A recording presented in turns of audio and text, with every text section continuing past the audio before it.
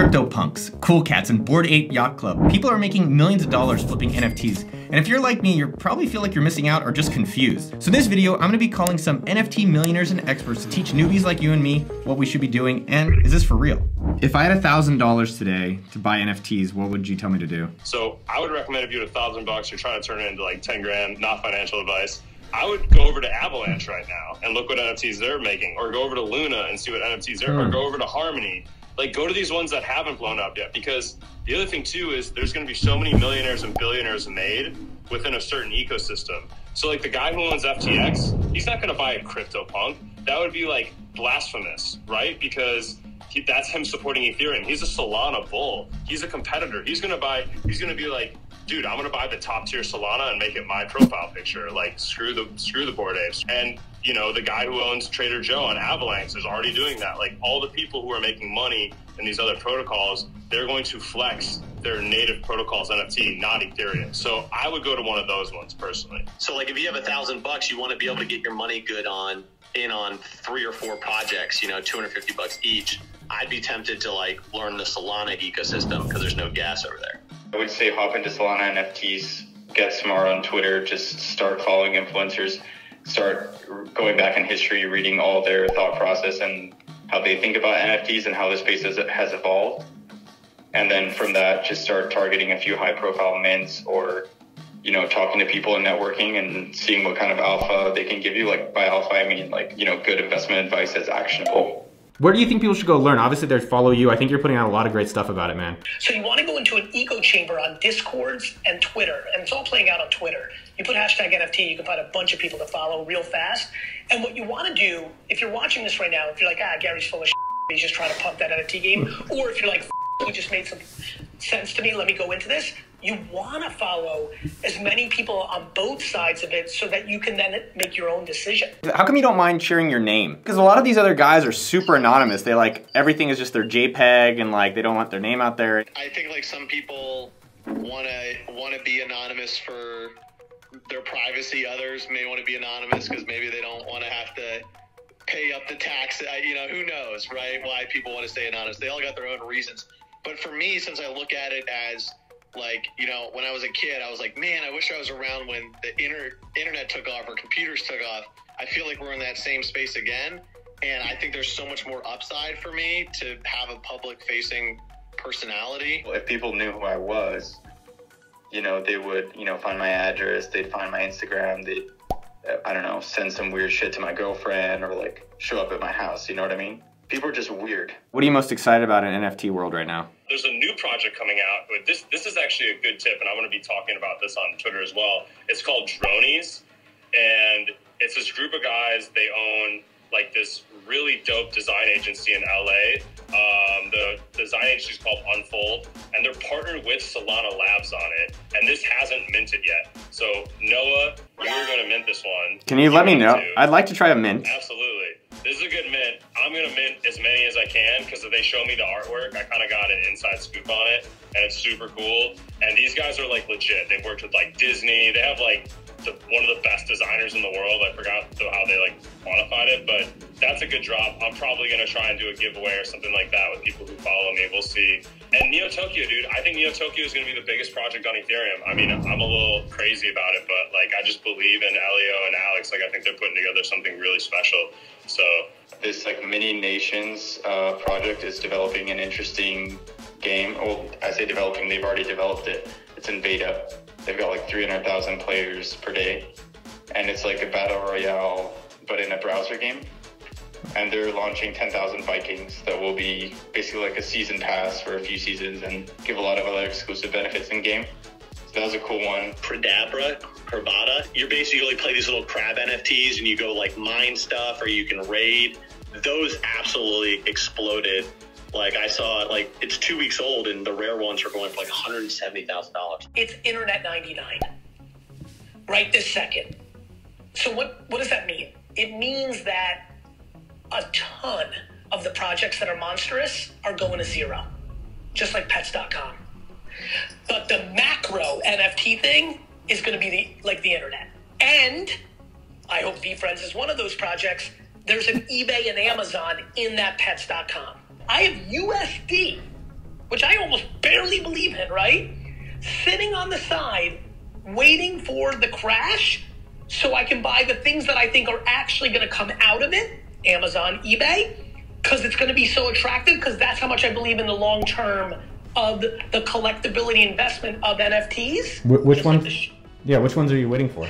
CryptoPunks, Bored Ape keeps continuing doing what they're doing. That's going to lock in for me. Then there's people like Danny Cole. He has a project called Creatures. I know he'll always be a successful artist. Got my V-Friends back because I believe in myself the most. What have been your biggest winners and losers on NFTs? I minted a Millionaires Yacht Club and then sold it the same night for $250,000.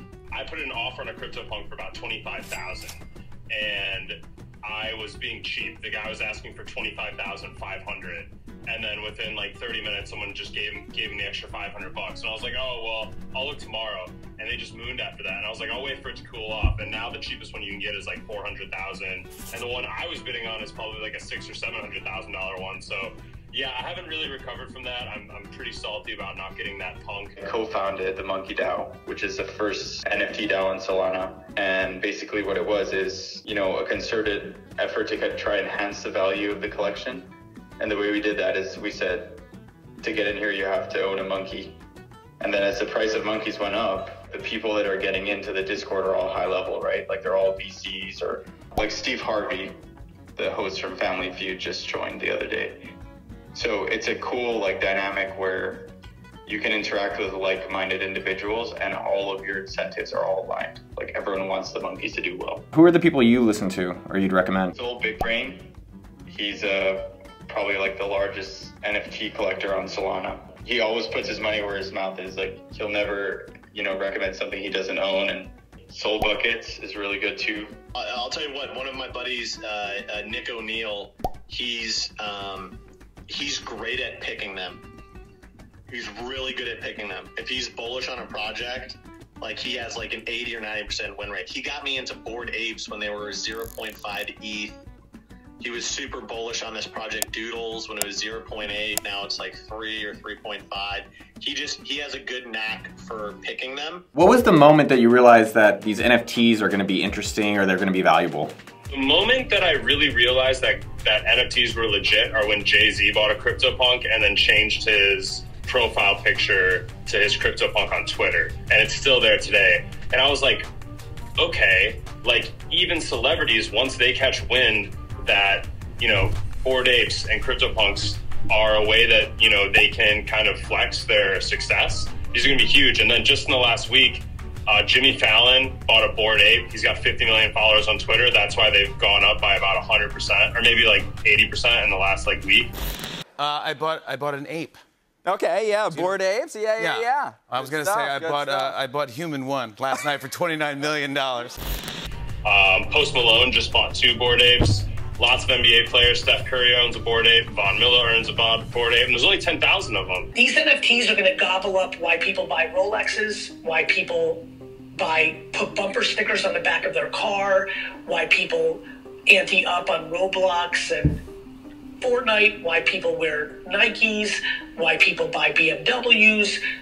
Humans communicate through the things they wear and buy greater than anything almost out they do, including how they talk. And NFTs are going to eat up that market. And I understood that in January. I was like, oh, this is why Farmville worked. There's weird videos of me talking about digital currency back in 2011 because I'd already seen it. The things that most stand out are mobile. I think the explosion of mobile, and that will continue. And I'll tell you what I'm really passionate about, virtual currency. I'm completely fascinated by what we're willing to do for virtual goods that you can't hold. I think that is one of the biggest upside markets in the world, and I think that will be a big explosion in 2011.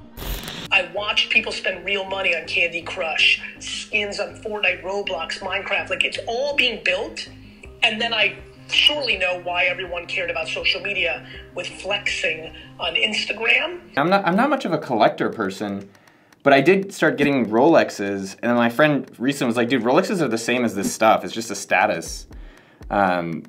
And they're as one form of it. And I was like, oh, that's so interesting. It really is, man. I mean, it's like people used to flex Picassos and Rembrandts and Miros and stuff, right? Like, and now that culture is going away. Like, how do you flex a Rembrandt? Like, okay, maybe you send it to a museum and say, oh, I have a painting in the MoMA. Okay, congrats. Or you do a dinner party and all these fancy people stand around it and say, oh, what a good taste and how wealthy you must be. Like, okay, fine. But you can't compare the value of that to, like, if you bought like an alien punk right now for like $15 or $20 million and put it as your Twitter PFP, you'd probably have like 50,000 followers in a week. Han, you would get followers just because of it? 100%. I think that in terms of like the infrastructure, the ideas, like what's happening, if you're looking at like a 3 or 4 year horizon, I think it's the most of I won't say the most, one of the most valuable spaces to get into, like for anybody. Like if you just get in and you're participating and you're building and you're trying, I'm not saying go mortgage your house, you know, and throw it all in, but even just like participating in it, like all the Fortune 500 companies at one point in time are going to have like an NFT team, right? So even for someone just to move up in their careers, having like this kind of experience like on their resume and being the know-how and the knowledge to talk about it, I think is going to be valuable. I wasn't around for the ICO, you know, in 2018, the ICO craze in crypto where people were just launching and raising crazy money for crazy ideas. I have a feeling that it's the same thing happening now in the NFT space. So there's probably going to be a painful shock at one point in time, but my philosophy is like, especially since I'm focusing a lot on like building projects now, that like on a 2 to 3 year horizon, even if I walk away from it with nothing, the skill set's going to be invaluable. If you like this video and you're interested in how you should invest your first $5,000 into crypto projects, make sure you check out this video where I interview crypto millionaires for their advice. And if you haven't already, make sure to like this video and subscribe to the channel. Uncle Noah loves you, and I'll see you out there. Pew pew.